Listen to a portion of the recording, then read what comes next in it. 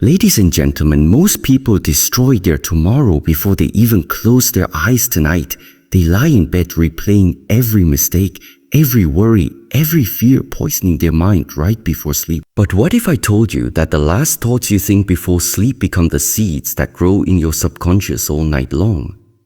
What if those final moments could actually heal your mind instead of hurting it? Your mind never stops working. Even when you sleep, it's processing, sorting, and building tomorrow's reality from today's thoughts. Most people hand their mind garbage right before bed, scrolling through social media, watching the news, or drowning in anxiety about tomorrow. Then they wonder why they wake up feeling heavy, tired, and overwhelmed. But ancient wisdom teaches us something different. The moments before sleep are sacred. They're when your conscious mind steps aside and your subconscious takes over. This is your chance to program your mind for peace, strength, and clarity. Tonight, I'm going to share 10 powerful statements that can transform not just how you sleep, but how you wake up and live. Here's the problem. Nobody talks about your bedtime thoughts creating your morning mood. Every single night, millions of people are accidentally training their minds for stress, anxiety, and defeat. They're lying there thinking about all the things that went wrong, all the things that could go wrong, and all the ways they're not good enough. Your subconscious mind is like soil. Whatever seeds you plant before sleep will grow overnight. If you plant seeds of worry, you wake up anxious. If you plant seeds of anger, you wake up frustrated. If you plant seeds of fear, you wake up feeling overwhelmed before your day even begins. Most people don't realize they're doing this to themselves. They think their morning mood just happens randomly. They blame their bad days on circumstances, other people, or just bad luck. But the truth is they're creating their own suffering by feeding their mind poison right before they sleep. The ancient masters understood this. They knew that the transition between waking and sleeping was a doorway, a moment when the mind becomes soft and impressionable. They used this time not to torture themselves, but to plant seeds of wisdom, peace, and strength. I release all that does not serve me. Your mind is like a container that fills up throughout the day. Every interaction, every thought, every emotion gets poured into this container. By the time you reach your bed, this container is overflowing with the residue of your day. Harsh words from someone at work still echo in your ears. The stress from that traffic jam still sits in your shoulders. The disappointment from that missed opportunity still weighs on your heart. The frustration from that difficult conversation still burns in your chest. All of this accumulates, creating a heavy burden that most people drag into their sleep. Think about it. When you lie down at night, you're not just lying down with your body. You're lying down with every single experience from the past 16 hours. Your mind doesn't naturally filter out what serves you from what doesn't. It holds on to everything with equal intensity. The criticism from your boss carries the same weight as the compliment from your friend. The moment of anxiety carries the same presence as the moment of joy. Your subconscious doesn't discriminate. It simply stores it all. This is where most people make their greatest mistake. They assume that carrying these experiences into sleep somehow helps them process or solve them. They believe that replaying that argument will help them win it next time. They think that worrying about tomorrow's presentation will help them perform better. They convince themselves that judging today's mistakes will prevent future ones. But this is not processing. This is poison. This is not preparation. This is self-destruction. When you consciously say, I release all that does not serve me, you're doing something radical. You're taking back control of what gets to stay in your consciousness and what must go. You're becoming the gatekeeper of your own peace. This is not about pretending difficult thing didn't happen. This is not about avoiding responsibility or hiding from reality.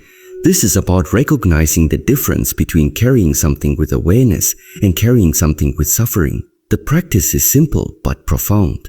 As you prepare for sleep, imagine each burden as a physical object. That frustration from today's meeting, see it as a heavy stone in your hand. That worry about next week's deadline, visualize it as a rope tied around your wrist. That resentment from last month's betrayal, picture it as a weight on your back. Now, one by one, consciously set these objects down. Place the stone beside your bed. Untie the rope from your wrist. Remove the weight from your back. This is not magical thinking. This is practical wisdom.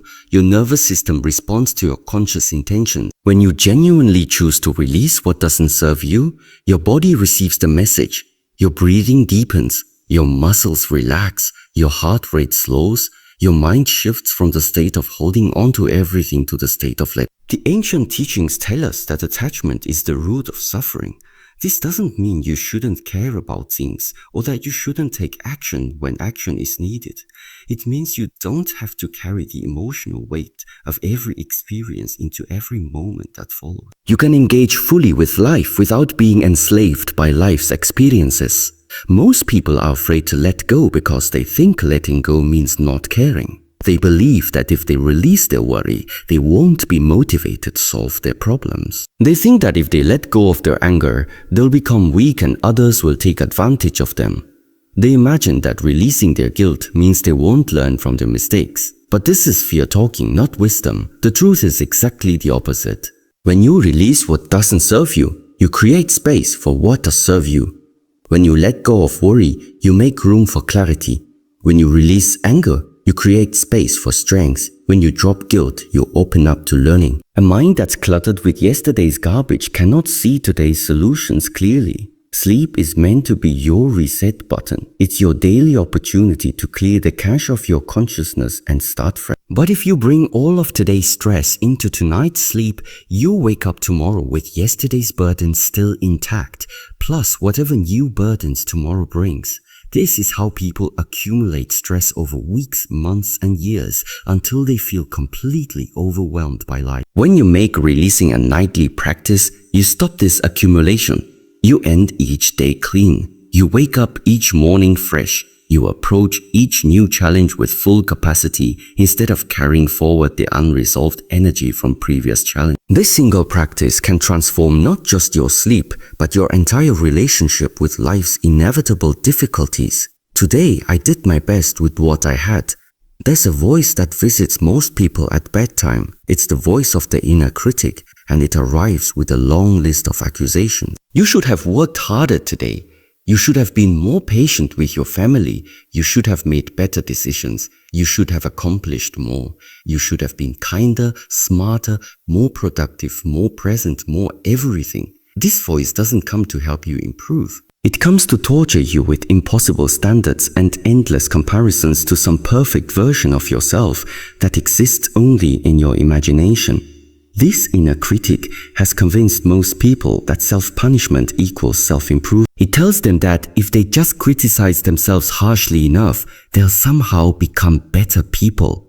It promises that guilt and shame are motivating forces that will drive them toward excellence. But this is one of the most destructive lies you can believe about yourself and about growth. The reality is that you showed up to today with a specific set of circumstances, resources, and capacities. Your energy level when you woke up, your emotional state based on recent experiences, your physical health at this moment in time, your current level of knowledge and skill, your financial situation, your family responsibilities, your work pressures, your mental bandwidth, your emotional reserve. All of these factors combine to create a context within which you operated today.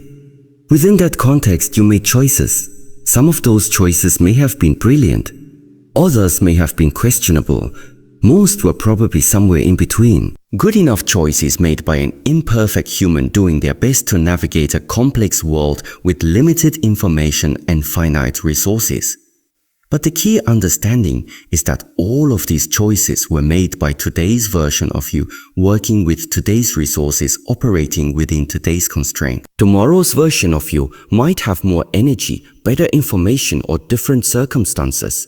Yesterday's version of you had different constraints and resources, but today's version of you, the you that actually lived this day, could only work with what was available to you in each moment as it unfolded. This doesn't mean you should lower your standards or stop striving for improvement. It doesn't mean mistakes don't matter or that you shouldn't learn from experiences. It means that right now, in this moment, you can acknowledge that you showed up and did what you could with what you had. This acknowledgement isn't making excuses, it's recognizing reality. The person who gets up early to exercise even though they're tired is doing their best with their current level of motivation and energy. The person who chooses to sleep in because they're exhausted is also doing their best with their current needs and circumstances. The parent who loses patience with their children is doing their best with their current emotional bandwidth. The parent who maintains perfect calm is doing their best with their current resources. There's no universal standard for what best looks like because every person's situation is unique. When you judge yourself by external standards or compare your efforts to others, you're comparing your inside experience to their outside appearance. You're comparing your struggles to their highlights. You're comparing your current capacity to some imaginary infinite capacity that doesn't exist in any real human being. Self-compassion isn't self-indulgence. Research consistently shows that people who practice self-compassion actually achieve more over time than people who rely on self-criticism. Why? Because self-compassion preserves your energy for actual improvement rather than wasting it on self-punishment. It maintains your confidence rather than destroying it with constant criticism. It keeps you motivated through kindness rather than trying to motivate you through fear and shame. When you practice the phrase, "Today I did my best with what I had," you're not settling for mediocrity. You're acknowledging your humanity. You're recognizing that growth happens through consistent effort over time, not through perfect performance on any single day. You're building the kind of inner foundation that can support real lasting change, rather than the shaky foundation of self-hatred that eventually crumbles under its own. This practice creates psychological safety within your own mind.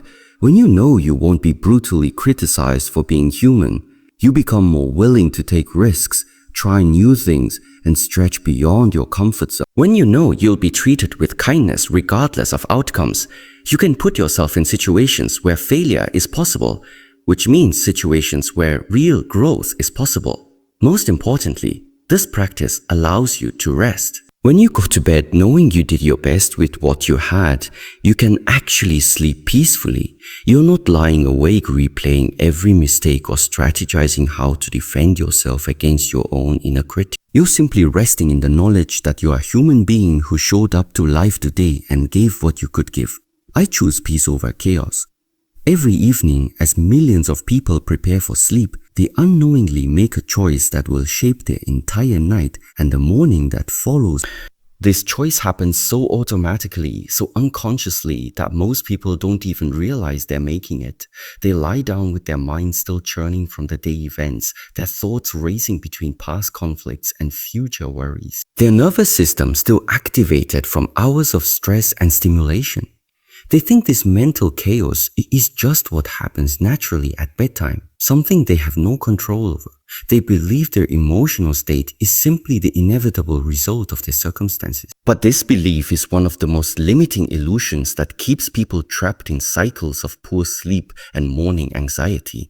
The fundamental truth that wisdom traditions have taught for thousands of years is that you always have a choice about your inner state, not about what happens around you. That is often beyond your control, but about what happens within you. You can choose to enter sleep in a state of peace, or you can choose to enter sleep in a state of chaos. Most people choose chaos without realizing they're choosing anything at all. They simply allow their minds to continue the same agitated patterns they've been running all day, dragging every worry, every frustration, every unresolved conflict into their rest time.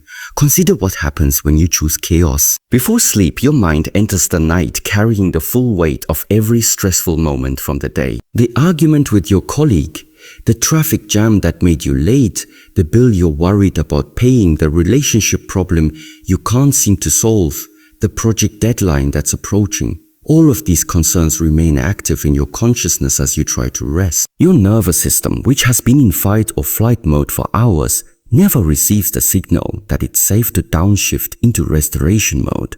When your mind is chaotic at bedtime, your subconscious spends the night trying to process all this agitated energy. Your dreams become restless, filled with anxiety-producing scenarios.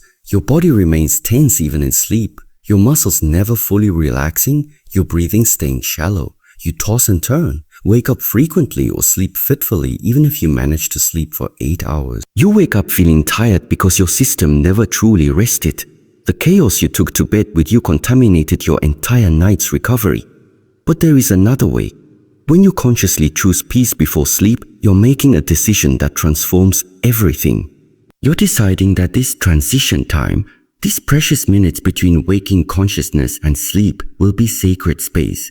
You're choosing to honor your need for rest by clearing your mental and emotional space before you lie down. You're recognizing that peace is not something that happens to you, but something you create within yourself through conscious choice.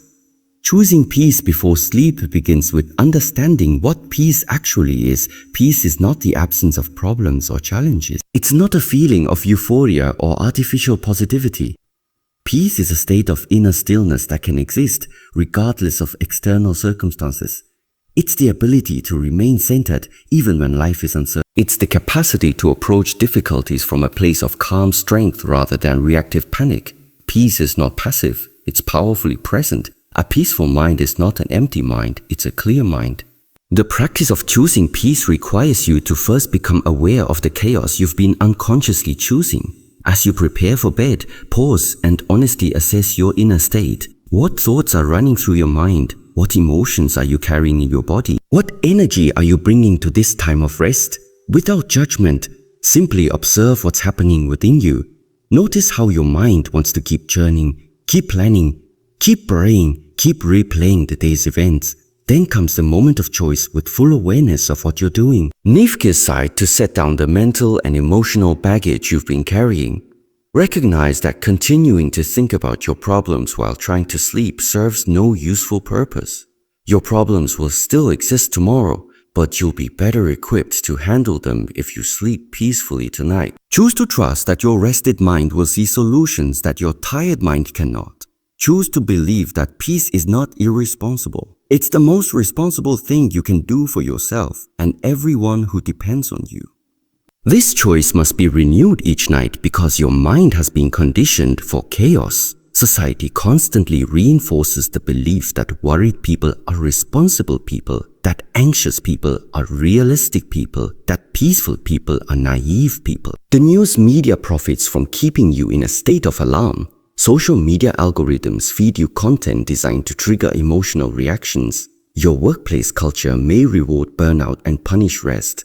All of these forces conspire to convince you that chaos is normal and peace is luxury. You can't afford, but the masters of inner peace throughout history have understood something different.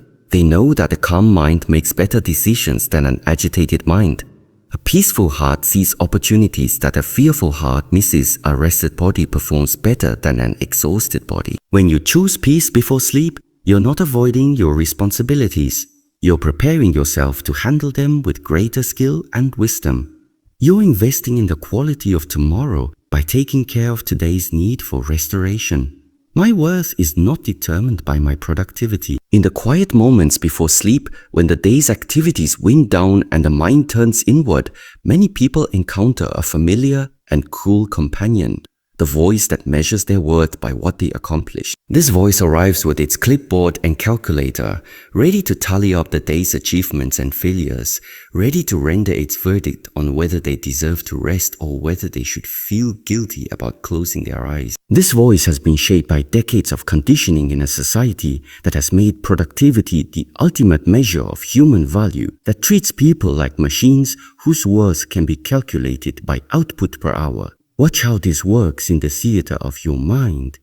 As bedtime approaches, the voice begins its assessment. Did you work hard enough today? Did you complete enough tasks from your to-do list? Did you make progress on your goals? Did you use your time efficiently? Did you live up to your potential? Were you as productive as your colleagues, your friends, your own impossible standards? Each question carries the implicit threat that failure to meet some arbitrary standard of achievement means you are somehow less valuable as a human being. This toxic evaluation system turns bedtime into a courtroom where you serve as both prosecutor and defendant. You present evidence of your productivity failures, the tasks left undone, the opportunities missed, the moments of rest or leisure that could have been spent working.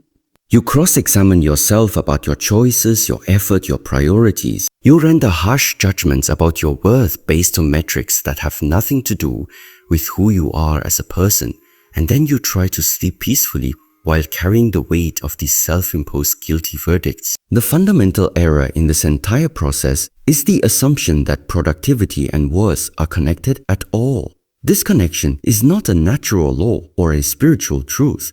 It's a learned belief, a social construction that serves certain economic systems but destroys individual peace and well-being. You were not born believing that your value depended on your output. Small children do not measure their worth by their achievements. They exist in a natural state of inherent value, secure in their right to love, care and belonging simply because they are alive. The truth that gets buried under layers of social conditioning is that your worth was established at the moment of your existence and has remained constant ever since. It did not increase when you learned to walk or decrease when you struggled in school. It did not rise when you got your first job or fall when you made your first mistake. It has not fluctuated with your promotions, your bank account, your achievements or your failures. Your worth is not a variable that changes based on performance. It is a constant that remains steady regardless of circumstances. This may be difficult to accept because you have been trained from childhood to believe otherwise.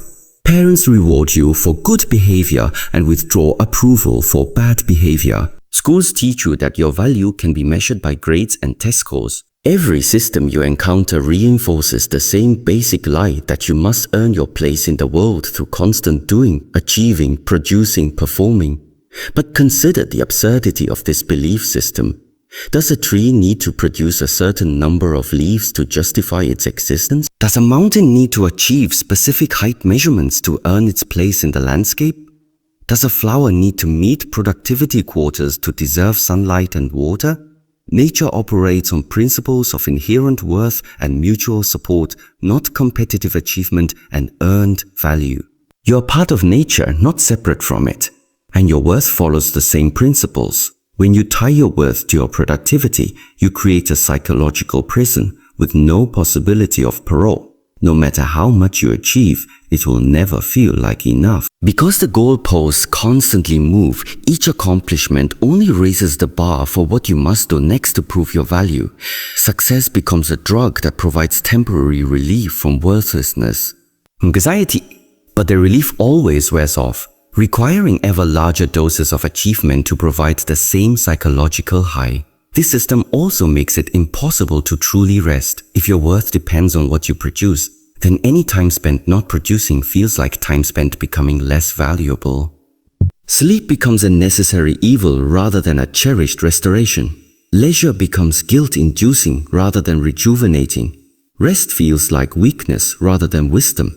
You live in a constant state of productivity anxiety, always feeling behind, always feeling like you should be doing more. The people who accomplish the most meaningful and lasting achievements in human history have understood something that productivity-obsessed culture misses. Authentic achievement flows from a foundation of inherent worth, not from attempts to earn worth through achievement. When you know your value is secure, regardless of outcomes, you can take the kinds of risks that lead to breakthrough innovations. You can fail spectacularly without being destroyed because you know failure doesn't diminish your worth. You can pursue goals from passion and curiosity rather than from desperate attempts to prove yourself. The practice of separating your worth from your productivity begins with recognition, seeing clearly how deeply this toxic belief has infiltrated your self-concept. Then comes the choice to reject this programming and remember your inherent value. When you lie down at night, instead of reviewing your productivity report card, you can simply rest in the knowledge that you are valuable because you exist. I forgive myself and others as the day draws to a close and you prepare to surrender to sleep. There is perhaps no heavier burden that people carry than the weight of unforgiveness. It sits on their chests like a stone, making each breath a struggle. It wraps around their hearts like chains, making each beat an effort. It fills their minds like dark clouds, blocking out any possibility of peace. Most people don't realize how much energy they spend maintaining their resentments, their grudges, their anger toward others and themselves. They don't understand that unforgiveness is not a moral stance or a form of justice. It's a prison they've built around their own peace. Watch what happens in the moments before sleep. The mind, freed from the distractions of the day, naturally turns inward. And there waiting in the shadows are all the unresolved hurts, all the accumulated grievances, all the ways others have disappointed or betrayed or wounded you. There also are all the ways you've disappointed yourself, all the mistakes you've made, all the opportunities you've missed, all the times you've fallen short of your own expectations. These memories don't just replay. They replay with full emotional intensity, as if the hurts happened moments ago rather than days, weeks, or years in the past. This is the cruel trick that unforgiveness plays on you. It convinces you that holding on to anger towards someone who hurt you will somehow hurt them back. It tells you that maintaining resentment will protect you from being hurt again. It promises that guilt and self-hatred will motivate you to be better. But none of these promises are true. The person who hurt you sleeps peacefully while you lie awake burning with resentment. The people who disappointed you go about their lives while you carry their actions like wounds that never heal. Your past mistakes cannot be undone by present self-punishment. Real forgiveness has nothing to do with the other person. It has nothing to do with whether they deserve it, whether they've apologized, whether they've changed, or whether what they did was acceptable. Forgiveness is not about them at all. Forgiveness is about you choosing freedom over bondage, peace over turmoil, health over sickness. When you forgive, you are not saying what happened was okay. You're saying that what happened will not continue to poison your present moment. The most profound form of forgiveness, and often the most difficult, is self-forgiveness. You carry within you a harsh inner critic that has been cataloging your failures, mistakes, and shortcomings for years. This internal voice knows exactly which wounds to poke when you're vulnerable. It knows your deepest shames, your secret fears, your most painful regrets. And bedtime, when your defenses are down and your mind is quiet, is when this voice becomes louder. The mistakes you made today join the growing collection of evidence. This inner critic uses to prove that you're not good enough. The harsh words you spoke in anger, the opportunity you missed because of fear, the promise you broke because you were overwhelmed, the way you reacted when you meant to respond with wisdom, all of these become weapons your mind uses against you. But carrying these mistakes into sleep serves no purpose except to ensure that tomorrow begins with the same burden. Yesterday ended with self-forgiveness is not the same as excusing bad behavior or avoiding responsibility. It's not about pretending mistakes don't matter or that growth isn't necessary. Self-forgiveness is about recognizing that you are a human being who is learning and growing through experience. Every mistake is information. Every failure is feedback. Every moment when you fall short of your ideals is simply a moment that shows you where growth is still needed.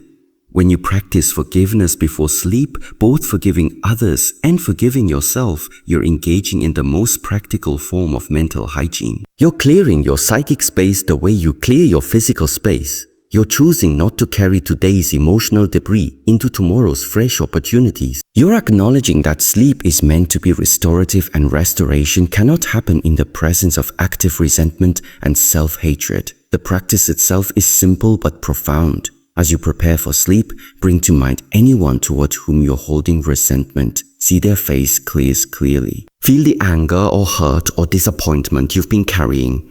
Then consciously choose to release them from your need for revenge or justice or apology. This doesn't mean you trust them or want them in your life or think what they did was acceptable. It means you're choosing not to let their actions continue to disturb your peace. Then turn this same compassion toward yourself. Bring to mind the ways you disappointed yourself today. The moments when you acted from fear instead of love, from anger instead of wisdom, from ego instead of humility. Feel the shame or guilt or regret you've been carrying. Then consciously choose to release yourself from your own harsh judgment. This doesn't mean you won't learn from these experiences or strive to do better tomorrow. It means you're choosing to learn from a place of self-compassion rather than self-attack. The ancient wisdom traditions understood that forgiveness is not a feeling. It's a decision. You don't forgive because you feel like it. You forgive because you choose freedom over bondage. You forgive because you understand that resentment hurts you more than it hurts anyone else. You forgive because you know that peace is possible, but only if you're willing to lay down the weapons you've been using against yourself and others. When forgiveness becomes a nightly practice, something miraculous begins to happen. You stop accumulating emotional debt. You stop building up resentments that poison your days and disturb your sleep. You begin to approach each new day with a clean slate instead of carrying forward the unresolved conflicts of all your previous days. Your sleep becomes deeper because you're not lying there rehearsing old hurts. Your dreams become more peaceful because your subconscious isn't processing anger and guilt all night. You wake up lighter because you've been practicing the art of letting go. Tomorrow will bring its own strength. There is a peculiar habit that haunts most people as they prepare for sleep. A mental pattern so common that it seems almost normal. Yet it is one of the most destructive things you can do to your peace of mind. This is the habit of borrowing tomorrow's problems and trying to solve them with tonight's exhausted consciousness. As you lie in bed, your mind begins to race ahead into the future, gathering up every challenge, every responsibility, every potential difficulty that awaits you in the hours and days to come. It presents these future scenarios to your tired brain and demands immediate solutions, as if solving tomorrow's problems tonight will somehow make them disappear. Watch how this unfolds in the quiet moments before sleep. Your mind starts its familiar inventory of concern. Tomorrow you have that important meeting at work. Next week, there's that difficult conversation you've been avoiding. Next month, you have to make that major decision that's been weighing on you. Your mind pulls each of these future events into the present moment, demanding that you think through every possible outcome, plan for every contingency, solve every potential problem before you're allowed to rest. It creates elaborate scenarios of everything that could go wrong and insists that you must figure out solutions right now tonight while you're lying in bed trying to sleep. This mental time travel is not preparation, it's self-torture. It's based on the illusion that your worried, tired mind tonight has access to the same resources that your rested, clear mind will have tomorrow. It assumes that the solutions you generate while exhausted will be as effective as the solutions you might discover when you're refreshed and alert. It pretends that worrying about future problems somehow prepares you to handle them better when they actually arrive. But none of this is true. The mind that lies awake at night churning through tomorrow's challenges is operating with diminished capacity. Your mental clarity decreases as the day progresses. Your emotional resilience drops when you're tired. Your creativity and problem-solving abilities are at their lowest when you're exhausted. The solutions you generate in this state are often inferior to what you'll be capable of when you're well rested. More importantly, many of the problems you worry about at night never actually materialize, meaning you've suffered through imaginary difficulties that exist only in your anxious projections. The ancient teachings point to a fundamental truth that modern minds have forgotten. Each day contains its own energy, its own wisdom, its own capacity for handling whatever arises. Tomorrow's version of you will not be the same as tonight's version of you. Tomorrow you will wake up with restored mental clarity, renewed emotional strength, and fresh perspective on your challenges. The problems that seem overwhelming tonight may appear manageable in the morning light. The solutions that elude your tired mind tonight may become obvious to your rested mind tomorrow. This is not wishful thinking or naive optimism. This is practical wisdom based on how your consciousness actually operates. Sleep is not just rest for your body, it's restoration for your entire being. While you sleep, your brain processes information, consolidates memories, and reorganizes neural pathways. Your emotional system rebalances itself, your stress hormones return to normal levels, your creative faculties recharge. You literally wake up as a more capable version of yourself than the one who went to sleep. When you remind yourself that tomorrow brings its own strength, you're making a profound act of trust. You're trusting that you don't have to solve everything right now. You're trusting that future challenges will be met by future resources that aren't available to you in this moment. You're trusting that your rested self will be better equipped to handle difficulties than your exhausted self could ever be. This trust requires courage because it means letting go of the illusion of control. Your mind wants to believe that by thinking about problems obsessively, it's somehow preventing them or preparing for them. It wants to maintain the fantasy that worry equals responsibility, that anxiety equals preparation. But wise people understand that real preparation for tomorrow begins with proper rest. Tonight, the best gift you can give to tomorrow's challenges is today's peaceful sleep. Consider the farmer who plants seeds in spring. He doesn't sit by the field all night worrying about whether the seeds will grow, trying to control the weather, fretting about potential problems. He plants the seeds, provides what care is needed, and then trusts the process. He knows that tomorrow will bring whatever conditions tomorrow brings, and he'll respond to those conditions when they arrive.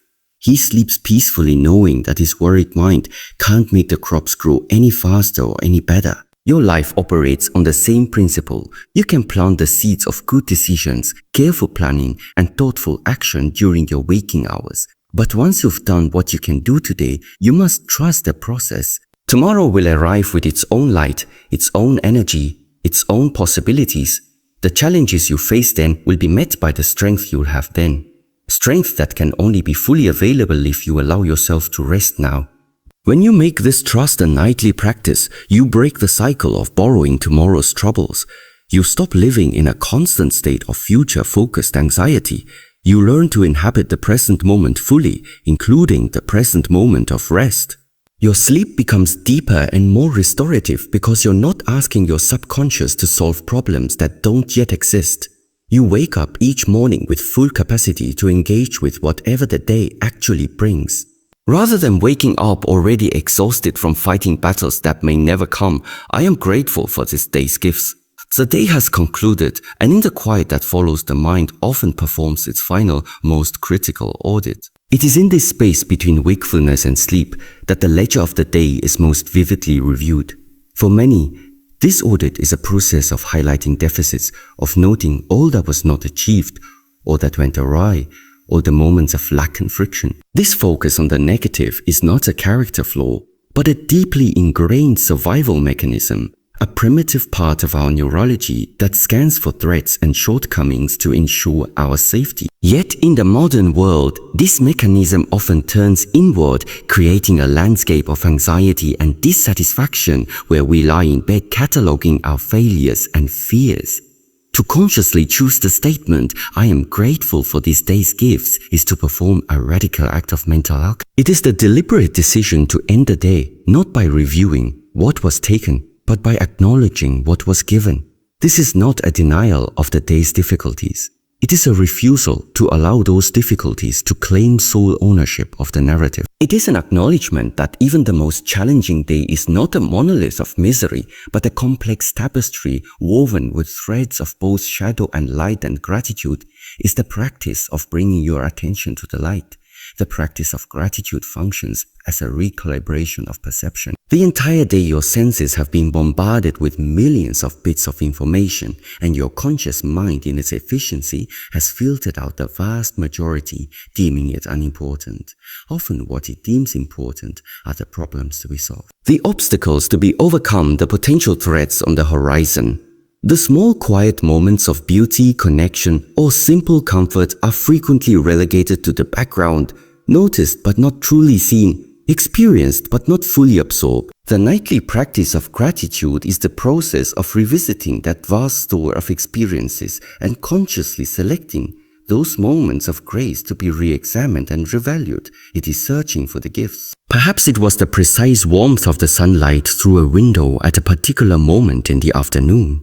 A sensation that lasted only a few seconds but offered a fleeting sense of peace. Perhaps it was the effortless courtesy of a stranger who held the door open, a small exchange that maintained the flow of a hectic moment. It could be the profound comfort of a warm bed at the end of a long day, the taste of a meal that satisfied, the familiar sound of a loved one's voice, or the simple, undeniable gift of having made it through another day with breath in your lungs and a heart that beats. This search is not an exercise in constructing a false positivity. It is an exercise in achieving a more complete and truthful perspective. A day is never one thing. A day that contains a significant professional setback also contains the warm cup of tea you drank while thinking, the message from a friend that made you smile, the fact that your body carried you without complaint from place to focus only on the setback is to tell a lie of omission about the totality of your experience. Gratitude corrects this imbalance. It is the act of acknowledging the full truth. Yes, there was struggle and also there was sustenance. Yes, there was disappointment, and also there was comfort. By ending your day with this balanced view, you are not ignoring the negative. You are simply refusing to grant it a veto over your state of. You are teaching your mind that while problems are to be acknowledged and addressed, they are not the only reality worth noting. You are strengthening the neural pathways that seek out and appreciate what is good, what is working, what is supportive. Over time, this nightly practice begins to bleed into your waking hours. You may find yourself noticing these small gifts in real time, collecting them unconsciously throughout the day. Because your mind has been trained to recognize their value, your baseline perception of life begins to shift from one of scarcity, what is missing, to one of abundance, what is already here and present. The impact of this on sleep and by extension on your entire life is profound. When you feed your subconscious mind a last meal of gratitude, you are giving it nourishing material to process through the night. The brain during sleep is not passive. It is intensely active, sorting memories, processing emotions, and consolidating the experiences of the day into the framework of yourself. If the last thoughts you offer it are of anxiety and lack, it will spend the night weaving those threads into your psychological fabric, reinforcing a story of fear and insufficiency. You may wake feeling as though you have been wrestling all night because in a very real sense you have. But if the last thoughts you offer are of gratitude and acknowledgement of gifts, the subconscious works with that material. It integrates the feelings of safety, connection, and abundance. It strengthens the memory of positive experiences, making them more accessible to you in the future. You are essentially programming your mind to wake up looking for more of what you appreciated the night before. You wake up not with a sense of dread for the day's demands, but with a subtle quiet expectation that there will be things to appreciate, moments of grace to discover, gifts to be found even amidst the inevitable challenge. This is how a simple statement of gratitude repeated nightly ceases to be just a routine and becomes a transformative force, reshaping your inner world from a place of want into a place of wholeness. I trust in my ability to handle whatever comes. As the external world grows quiet and the internal world grows loud, this is the hour when fear often chooses to speak. Its voice is not a shout but a whisper. A seemingly rational series of projections and simulations about the day to come. It presents you with a catalogue of potential failures, social embarrassments, professional missteps, and unforeseen calamities. It operates under the guise of preparedness, convincing you that to worry is to be responsible, that to anticipate disaster is to be smart, but this is a deception. This process of nocturnal worrying is not preparation. It is a form of self-inflicted punishment that solves nothing and costs everything. It costs you your peace, it costs you your rest. And it ultimately costs you the vital energy you will need to actually handle the challenges when and if they arise. The antidote to this cycle is not a hollow promise that everything will be fine. The antidote is a deep earned and visceral trust in the one constant through every storm of your life, yourself. To declare, I trust in my ability to handle whatever comes, is to answer the whisper of fear with a clear, firm voice of self-reliance. It is to shift your focus from the terrifying uncertainty of future events to the undeniable evidence of your own proven resilience. This trust is not born from a life free of obstacles, but is forged in the fires of every obstacle you have already faced and overcome. Fear is selective in its memory. It wants you to forget your own history. It wants you to look at the unknown future and see only your potential weaknesses. But the truth of your life is a record of strength. Think back. There have been moments you were certain you could not endure. There have been losses that felt insurmountable, challenges that seemed designed to break you, days when getting out of bed felt like a monumental achievement, and yet here you are. You endured, you found a way through. You may have been scarred, you may have been changed, but you were not destroyed. You have a history of 100% survival rate. This is the evidence upon which you must build your trust. You are not the same person you were before those difficult moments. You are stronger, wiser, and more nuanced. You have developed resources. You did not know you possessed a certain toughness, a deeper compassion, a more darkly humorous view of life, a better understanding of what truly matters. This statement of trust is a conscious act of remembering who you are and what you are made. It is reviewing the evidence of your life and concluding that you are in fact a capable and resilient being. This trust is also a trust in your ability to adapt and to learn. You do not have to have all the answers tonight for the problems of tomorrow. You do not need to know the exact path through a forest you have not yet entered. The trust is in knowing that when you face the situation, you will assess it. You will draw upon your knowledge and your intuition. You will make a decision based on the information available in that moment, and you will adjust your course as needed. It is trust in your process, not in a specific outcome.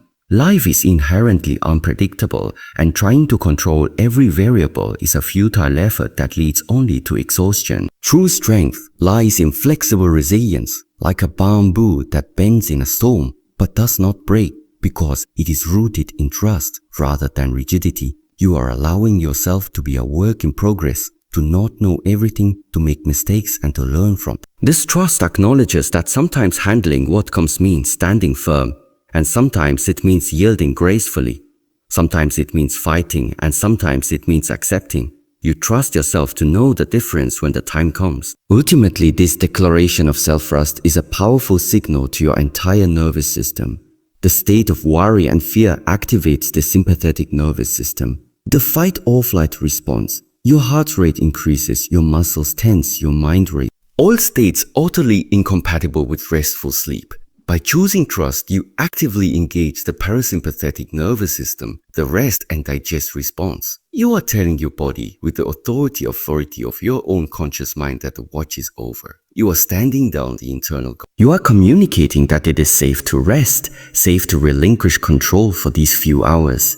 Safe to be vulnerable because the being at the core of it all is capable and strong. This allows your body to perform its essential nocturnal duties of repair and restoration without the corrosive interference of stress hormones. You are not sleeping to escape the world, but to fortify yourself for it. You fall asleep not as a fearful child dreading the morning, but as a seasoned warrior stoking the fires of your own resilience, trusting that the person who wakes up will be equipped with the clarity, the strength, and the innate resourcefulness to meet the day on its own terms. Whatever those terms may be, this trust is the deepest form of self-respect, and it is the foundation upon which truly peaceful and powerful days are built. My mind is calm. My body is at rest. In the architecture of the self, the mind and the body are not separate tenants occupying the same space. They are co-creators engaged in a constant, intimate dialogue where every thought whispers to the flesh and every sensation echoes in the chambers of consciousness. This conversation does not cease when the lights go out. In fact, it often grows more intense, more primal as the distractions of the day fade away. What remains is this fundamental feedback loop. A cycle that can either be a vortex of tension or a vessel for profound peace. When the mind clutching the day's worries sends signals of alarm and agitation, the body has no choice but to listen and obey. The shoulders hike towards the ears, the jaw clenches as if ready to face a physical threat. The breath becomes shallow and rapid in the chest, preparing the system for a fight that exists only as electrical impulse in the brain. And the body now tends and braced for an attack that never comes, sends its own message back to the mind. I am under stress. I am in danger. The mind receives this somatic report and misinterpreting the physical tension as confirmation of an external threat redoubles its anxious efforts, spinning faster into a storm of what-ifs and worst-case scenarios. This is how a single troubling thought can blossom into a full night of restless torment, a self-perpetuating cycle where mental anxiety begets physical stress, which begets deeper mental anxiety. To declare my mind is calm, my body is at rest, is to step into this feedback loop not as a passive participant, but as the conscious director of the conversation. This is not a hopeful wish sent out into the void. It is a deliberate operative command issued to every cell and every synapse. It is the decision to use the voice of the mind not to escalate the panic, but to orchestrate the peace. The power of this statement lies in its dual address. It speaks simultaneously to the psychological and the physiological, acknowledging their connection and guiding them both toward a single unified state of being. The instruction begins with the mind, the source of the original signal. To state that the mind is calm is to consciously choose a new narrative over the chaotic one being generated by fear. It is an act of supreme authority where the higher self informs the reactive mind that its services of hypervigilance are no longer required, that the watch is over, and that it is now time to stand down. This is the first and most critical break in the cycle, but the statement does not end there. It immediately bridges to the physical vessel. My body is at rest. This is where the command moves from the abstract to the tangible, from the declaration to the direct experience. As these words are formed either aloud or in the silent theater of your mind, the attention must drop from the world of thoughts and into the physical realm. This is the practice of embodiment. You feel the weight of your body against the mattress, the gentle support of the pillow beneath your head. You notice the places where tension has taken up residence, the furrow in the brow, the grip in the gut, the tightness across the chest. And with the breath as your primary tool, you begin to send a message of release directly into those areas. You inhale awareness into the clenched jaw, and on the exhale you consciously let it go, allowing the muscles to soften and dissolve into the support beneath them. You direct your attention to the shoulders and with a silent sigh, feel them drop away from the ears, their weight fully surrendered to gravity. You notice the rhythm of your breathing and without force begin to lengthen and deepen each cycle, inviting the diaphragm to expand fully and the nervous system to recognize this pattern as one of safety and restoration. This is not a passive observation. It is an active participation in the unwinding of your own being. You are not waiting for rest to come to you. You are actively building it from the inside out, using the breath as your motor and intention as your blueprint. The profound wisdom of this practice is that it leverages the very connection that causes so much suffering and turns it into a tool for liberation. The body, which so readily responds to the mind's fear, is equally responsive to the mind's gentle guidance toward peace. The autonomic nervous system, which governs these states of arousal and calm, is listening to your internal monologue. When you consistently and with deep feeling report a state of calm and rest, you're providing it with the data it needs to initiate the parasympathetic response, the rest and digest mode that is the absolute prerequisite for healing sleep. You are essentially issuing a safe conduct pass to every system in your body, giving it permission to cease its defensive preparations and turn its inward toward renewal and repair. The key, the absolute essence of making this work, is the quality of your attention. As you say these words, they must be imbued with the full weight of your intention. You must feel the truth of them as you speak them into existence. You are not reciting a magic spell. You are performing a precise internal operation using the power of your conscious awareness to align your entire being with the natural state of rest that is your birth. You are quite literally speaking yourself into serenity word by word, breath by breath, until the dialogue between mind and body becomes a single harmonious lobby, guiding you into the depths of a peaceful night. Here's what happens when you make these 10 statements. A nightly practice, your subconscious mind begins to absorb them like seeds planted in fertile soil. Night after night, these truths take root deeper in your consciousness. They become part of who you are, not just what you think. Your sleep becomes deeper and more restorative. Your dreams become more peaceful. Your morning mood shifts from heavy to light, from anxious to calm, from overwhelmed to centered. You begin to wake up feeling like you can handle whatever the day brings, but the transformation goes even deeper than better sleep. These nightly practices begin to change how you move through your entire life. You become more forgiving, more accepting, more grateful, more trusting. You develop the kind of inner strength that doesn't depend on external circumstances. People will notice the change in you. They'll comment on your calmness, your clarity, your ability to stay centered when things get chaotic. They'll ask you what you're doing differently, and you'll smile knowing that the secret is in those quiet moments before sleep, when you choose to plant seeds of wisdom instead of weeds of worry. This is the power of conscious intention meeting ancient wisdom. This is how you transform not just your nights but your entire life, one bedtime practice at a time. Your bedtime thoughts are creating your life experience every single night. You have the opportunity to program your subconscious mind for peace, strength, and wisdom. These 10 statements are not just words, they're tools for transformation. Start tonight. Choose just one or two of these statements that resonate most strongly with you. Say them with intention and attention as you prepare for sleep. Notice how your body and mind respond. Be patient with yourself as you develop this new habit. Remember, you're not trying to fix everything all at once. You're simply planting better seeds in the garden of your mind with time and consistencies. These seeds will grow into a life experience that reflects the peace and wisdom you're cultivating in those sacred moments before sleep. Your nights can become a source of healing instead of a time of worry. Your mornings can become filled with calm strength instead of anxious dread. It all begins with the choice you make tonight about what thoughts you'll take with you into sleep. Subscribe for more daily wisdom that can transform your nights can become a source of healing instead of a time of worry. Your mornings can unfold with calm strength instead of anxious dread. Life may not always give us control over circumstances, but we do have influence over how we end each day and how we begin the next. That influence begins with a single choice, the choice of what thoughts we carry with us into sleep. So often, our nights are stolen by restless thinking. We replay the day's mistakes, rehearse tomorrow's problems, or allow fear to sit with us in the quiet hours. This habit doesn't just rob us of rest, it sets the tone for how we rise the next morning. If you fall asleep with tension in your body and worry in your heart, you wake up already burdened. The cycle repeats, and before long, nights and mornings become battlegrounds. But the truth is, your nights can be something entirely different. They can be a sanctuary, a time when your mind allows itself to soften, your heart to release, and your body to repair. Healing, growth, and renewal are natural parts of sleep, but they work best when we prepare ourselves with gentleness and intention.